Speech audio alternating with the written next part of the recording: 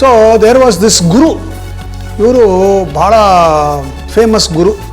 ಎಲ್ರಿಗೂ ಅವ್ರು ಹೇಳಿದ ಮಾತು ಅಂದರೆ ವೇದವಾಕ್ಯ. ಅವರು ಪ್ರವಚನಗಳನ್ನು ಮಾಡಿದಾಗ ಜನಸ್ತೋಮ ಸೇರಿಬಿಡೋರಂತೆ. ಆಮೇಲೆ ಅವರ ಮಾತನ್ನು ಕೇಳಿ ಎಲ್ಲರೂ ತುಂಬ ಪ್ರಭಾವಿತರಾಗ್ತಾಯಿದ್ರು. ಒಂದಿನ ಈ ಗುರು ಇದ್ದಂಥ ಊರಲ್ಲಿ ಚಂಡಮಾರುತ ಬಂದ್ಬಿಡ್ತು.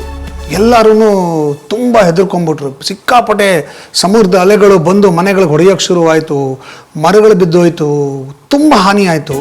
ಎಲ್ಲ ಆಗಿ ಶಾಂತವಾದಾಗ ಗುರು ಎಲ್ರಿಗೂ ಹೆದರ್ಕೋಬೇಡಿ, ಎಲ್ಲ ಸರಿ ಹೋಗುತ್ತೆ ಅಂತೆಲ್ಲ ಸಮಾಧಾನ ಮಾಡಿ ಬೀಚಲ್ಲಿ ನಡ್ಕೊಂಡು ಹೋಗ್ತಾ ಇದ್ದಾರಂತೆ. ಆಗ ಅಲ್ಲಿ ಸಿಕ್ಕಾಪಟ್ಟೆ ಸ್ಟಾರ್ ಫಿಶ್ಗಳು ಎಲ್ಲ ಬಿದ್ದಿತ್ತಂತೆ. ಗುರುಗಳು ಒಂದೊಂದೇ ಸ್ಟಾರ್ ಫಿಶ್ನ ತೆಗೆದು ನೀರಿಗೆ ಹಾಕೋಕ್ಕೆ ಶುರು ಮಾಡಿದ್ರಂತೆ.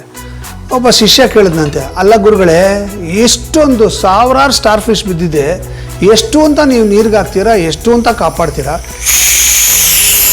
ಒಂದು ವಿಸಿಲ್. ಅಲ್ಲ, ನೀವೇನೋ ಇಷ್ಟು ಹಾಕಿದ್ದೀರಾ, ಮತ್ತೆ ಚಂಡಮಾರುತ ಬಂದಾಗ, ಮತ್ತೆ ಅಲೆಗಳು ಬಂದಾಗ ಸ್ಟಾರ್ ಫಿಶ್ ಬರ್ತಾನೆ ಇರುತ್ತೆ, ಅದನ್ನು ಯಾರು ಕಾಪಾಡ್ತಾರೆ? ಯಾರಿಗೂ ಅಂತ ಬುದ್ಧಿನೇ ಇಲ್ವಲ್ಲ ಅಂತ ಶಿಷ್ಯ ಕೇಳಿದಾಗ ಗುರು ಹೇಳುತ್ತಂತೆ, ಆಯಿತು ಕಣ, 2 ಕೂಗ್ತು ಆಫ್ ಮಾಡಿಬಿಡ್ತೀನಿ, ಕೂಲಾಗಲಿ ಇವಾಗ. ಸೊ ಆಗ ಗುರು ಹೇಳಿದಂತೆ, ನಾನು ಎಷ್ಟು ಸ್ಟಾರ್ ಫಿಶ್ಗಳನ್ನ ಕಾಪಾಡಿದೆ ಅನ್ನೋದಕ್ಕಿಂತ ನೋಡಿ, ಈ ಸ್ಟಾರ್ ಫಿಶ್ನ ಕಾಪಾಡ್ತಿದ್ದೀನಲ್ಲ ಅದು ಮುಖ್ಯ.